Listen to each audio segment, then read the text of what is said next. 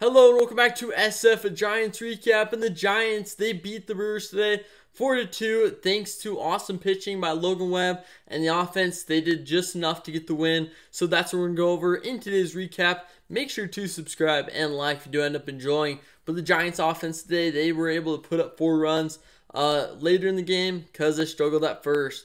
The strikeouts weren't really a big problem. 7 overall in the game. We were putting the ball in play, just not a lot of hard contact, a lot of weak contact. And even when we did score, it was still kind of weak contact. Wilmer Flores has bases loaded, no outs, and he does what any instructor, situational baseball person would love to see. Put the ball in play. That's all you got to do. No outs, bases loaded, don't strike out. Put the ball in play. Get out of the infield, or at least put it back. And no weak hits, and that's exactly what he did. He went no power in the legs, just full hands, hit a dribbler up the middle, which got through somehow, and scored 2 runs. That is the baseball you love to see. That's why he's leading the MLB in RBIs. Right there. It's because he does not try to do too much. He's not trying to hit a grand slam. He's putting the ball in play. He is getting RBIs, doing the job. And the job that needed to be done at that moment was get some runs on the board. And he did that. So thank goodness for Wilmer Flores and to show up and do his job. You'd love to see little things like that. Like, I'm more excited about this than some of the home runs he's hit. And it's because this is needed. Whereas home runs, they come along. Like, home runs are always going to be there. But this type of baseball is needed for the Giants to get wins. And thank you, Wilmer Flores, for doing that. Lamont Jr., he did the same thing. He put the ball in play. It wasn't a great hit. It got bobbled around. He scored a run. Love to see that. Christian Koss got an infield single. Scored a run. Little things like that where the Giants are playing situational baseball, not trying to do too much, manufacturing runs. That's the reason we won today, is because of that. So good to see the Giants doing that type of work. Also the walks. We had 3 walks today. They came at crucial times, and that helped us also get the win. So overall, great game.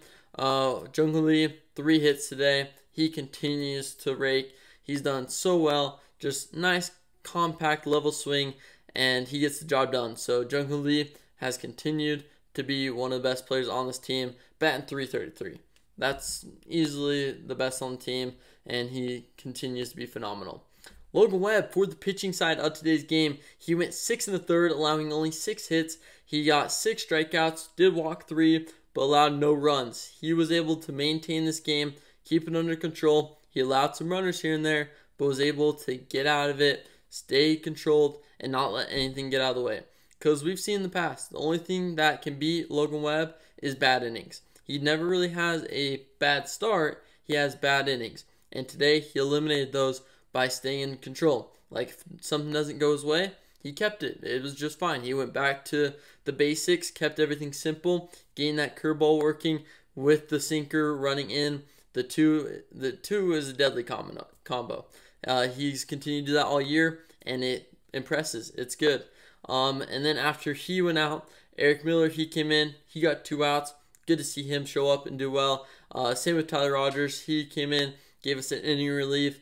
But then after that, that's where things get a little bit sketchy.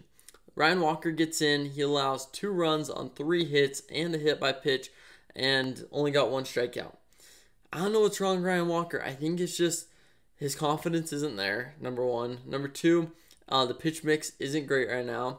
And number 3, it's just, I feel like he's forced to throw too many strikes. Like, he's making it hard on himself by not setting him up for success later in the at-bat.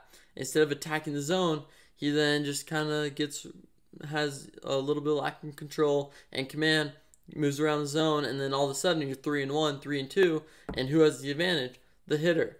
And that's what's happened with Ryan Walker, is he hasn't really been able to be in control of the at-bat. The batter is always in control of him, and I feel like that's the reason he struggled his last 2 outings. So something needs to get fixed. Maybe they switch it and put him back in like the 7th or 8th inning and have Camilo be the closer right now, because speaking of Camilo, he came in, he got a strikeout, he closed out the game on a ground out. So thank goodness that he was locked in at least a little bit.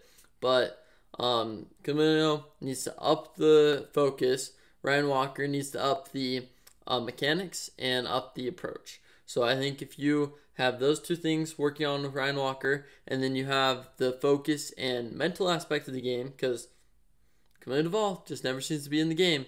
If he can focus and get in the right mindset, he can be a great closer. It's all within his mindset. He's too relaxed.